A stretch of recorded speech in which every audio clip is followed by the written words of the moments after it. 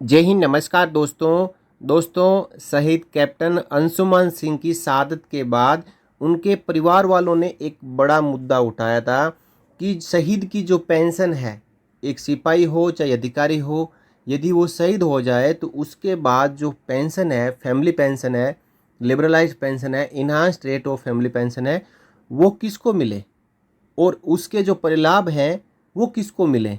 इसको लेकर कैप्टन अंशुमान सिंह के पिताजी ने खुलकर अपनी बात रखी।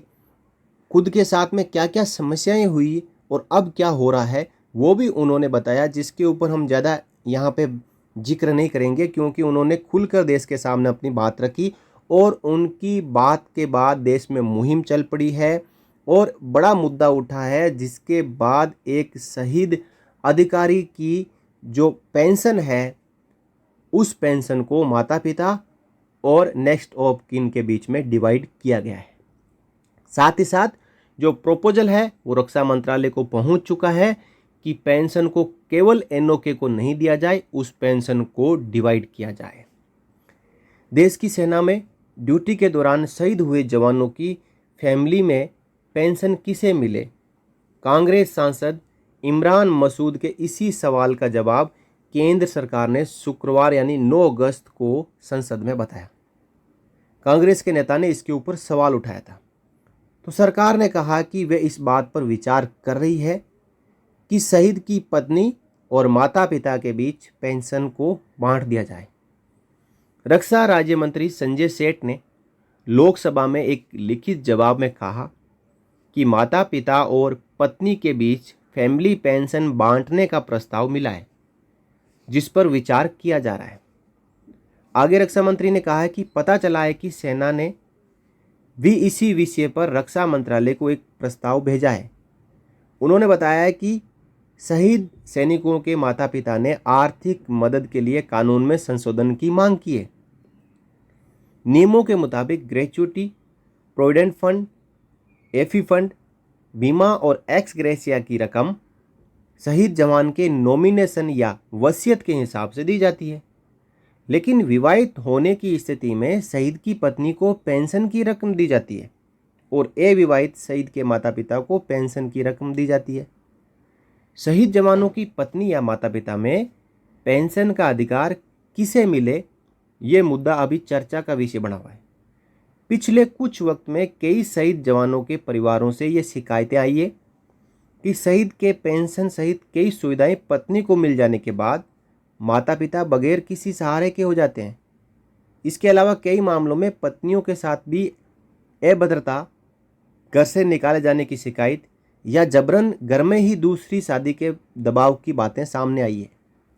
इन मामलों में पहले से ही अंतहीन दर्द झेल रहे माता पिता या फिर पत्नी के लिए भावनात्मक सहारे के अलावा आर्थिक सहारे की भी जरूरत होती है और इस वजह से ही हालिया वक्त ने इस मुद्दे पर लोगों का ध्यान खींचा है, जिसके बाद army headquarter PS7 adjutant general branch ने 12 जून 2024 को एक अधिकारी की पेंशन को डिवाइड भी कर दिया।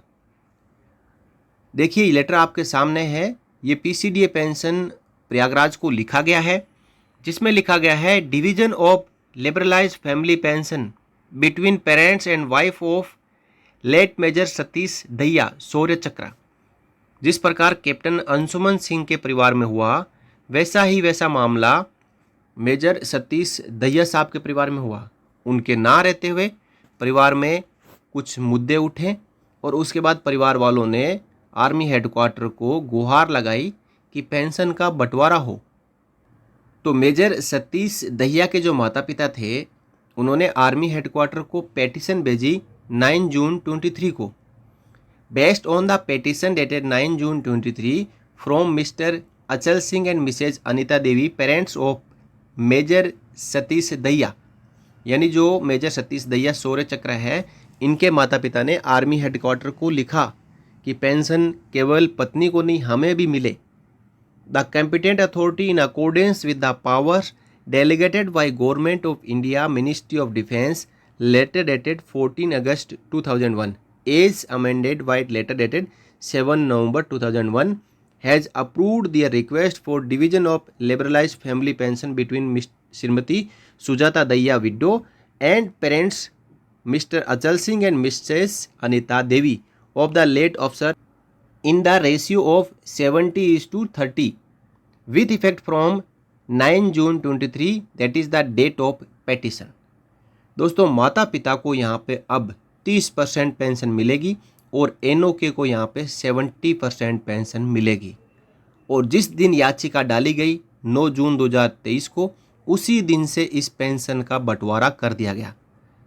तो ऐसा नहीं है जिस प्रकार कहा जा रहा है कि रक्षा मंत्रालय को प्रस्ताव भेजा गया है। इससे पहले भी 2001 में इसके ऊपर नियम बन चुका है कि यदि फैमिली में कोई डिस्प्यूट हो तो इस पेंशन का बंटवारा किया जा सकता है। और ऐसा ही कैप्टन अंशुमन सिंह के माता पिता को करना चाहिए। उनको भी army headquarter PS7 AG branch को अपनी पिटीशन डालनी चाहिए और पेंशन बंटवारे के लिए लिखना चाहिए। उनको भी 30% पेंशन लेने का अधिकार है और कैप्टन अंशुमन सिंह के बाद जो पेंशन मिल रही है परिवार वालों को, उस पेंशन का 30% हिस्सा कैप्टन अंशुमन सिंह के माता पिता को मिलेगा। लेकिन इस नियम को अब परमानेंटली कि कोई शहीद हो और शहीद होते ही उस पेंशन का बंटवारा इस प्रकार किया जाए कि जो पोर्शन माता पिता को लागू है वो फर्स्ट पेंशन से ही उसको मिलना शुरू हो जाए और जो पोर्शन एनओके को लागू है वो एनओके को मिले। क्योंकि अभी नियम यह है कि शहीद होते ही जो पेंशन है, पूरी की पूरी पेंशन, चाहे कोई भी पेंशन है, फैमिली पेंशन, वो नेक्स्ट ऑफ किन यानी यदि शादीशुदा है तो वाइफ को दी जाती है और शादीशुदा नहीं है तो माता पिता को दी जाती है। तो अब सीधा प्रावधान यही किया जाएगा कि कोई शहीद हो, शहीद होने के बाद जो पेंशन, पहली पेंशन मिले, उसी पेंशन से ये बंटवारा हो जाए और आगे ये डिस्प्यूट ही ना रहे। अब आगे किसी की जो सास ससुर है और जो पत्नी है, जो बहू है, उनके बीच में म्यूचुअल अंडरस्टैंडिंग रहेगी कि वो एक ही साथ रहेंगे, तो हो सकता है कि वो पेंशन एक ही के नाम पे आए। बाकी इस प्रकार का प्रोपोजल रक्षा मंत्रालय को पहुंच चुका है कि पेंशन का शुरुआत से ही बंटवारा कर दिया जाए। और ये खबर भी देखिए आप, प्रिंट मीडिया में छप चुकी है।